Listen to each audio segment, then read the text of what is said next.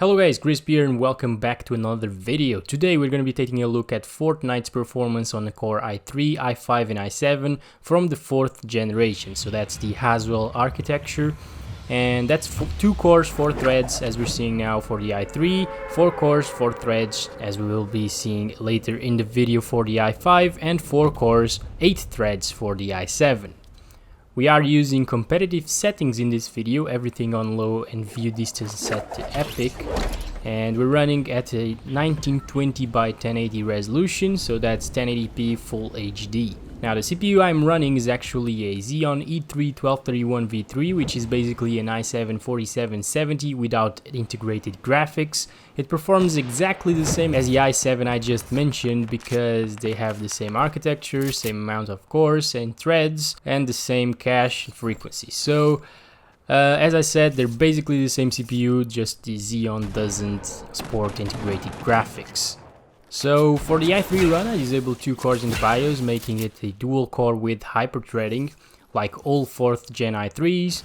For the i5, I just disabled hyper-threading and made it a quad core with 4 threads, so 4 core, 4 thread CPU, again like all of the Core i5s from the 4th generation of Intel CPUs. And well, for the i7, I just left it as is with 4 cores and 8 threads enabled on the Xeon CPU. Now, I understand that the cache differs a little bit between the different CPUs, for example, between the i3 and i7, but it doesn't really make that big of a difference, if any, when gaming. And I did test this comparing our emulated i5 to a friend's i5 4670K a while back.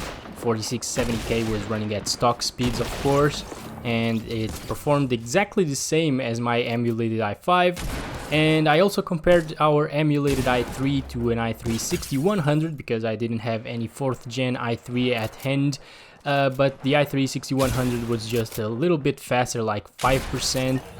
And yeah, the idea of this video again is just comparing 2 cores, 4 threads, 4 cores, 4 threads, and 4 cores and 8 threads, and see how many FPS we can get with the different configurations here in Fortnite, just to see if Fortnite benefits from having hyper-threading, for example, or higher core count or thread count CPUs.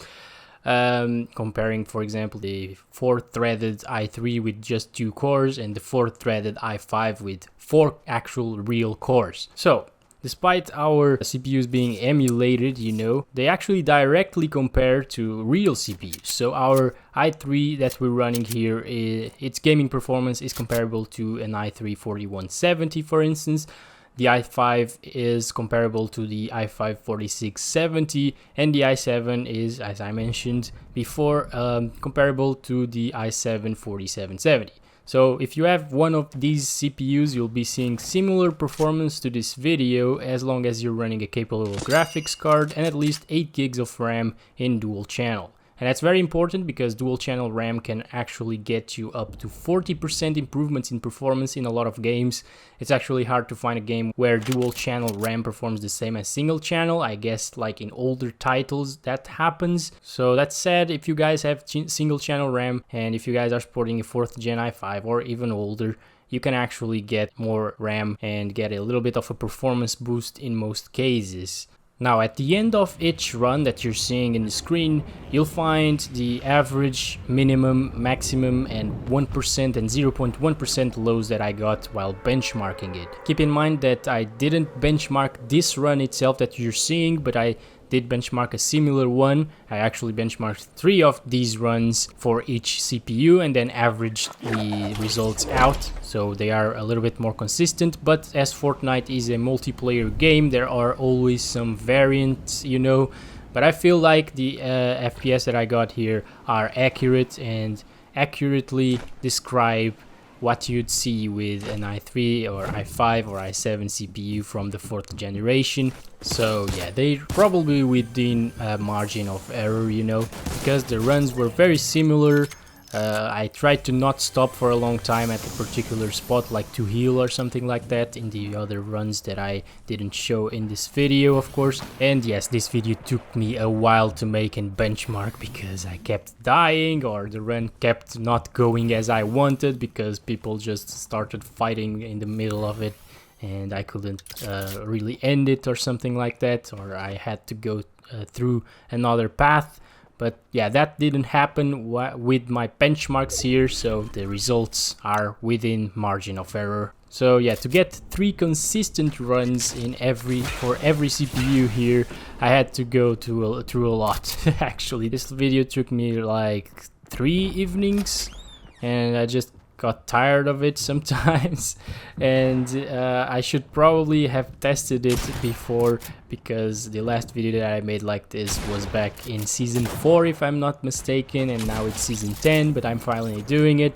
But it took me a while as well, because I had to go to my cousin's house every time to benchmark this, so 3 days straight, and luckily I got him in his house for 3 days straight, so I could do this, because he's the one that has the Xeon E3 1231v3 system right now, because I just upgraded it last year, or I think it was this year actually, earlier this year, to Ryzen 7 1700. And well guys, that's pretty much it. That's pretty much all I have to say. I hope you enjoyed the video. You can expect to get similar FPS to this with something like an RX 570 or a GTX 1650 or better. I think lower end cards than that will probably get a few less FPS. Maybe a GTX 960 and 1050 Ti will also be good for like 200 FPS with the i5 and i7. But something weaker than that will definitely be limiting our CPUs here. So I hope you guys enjoyed the video. I hope you guys find it useful and entertaining at least.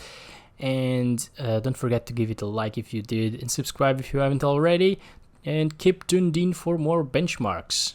I'll see you in the next one. I love you all. Bye bye.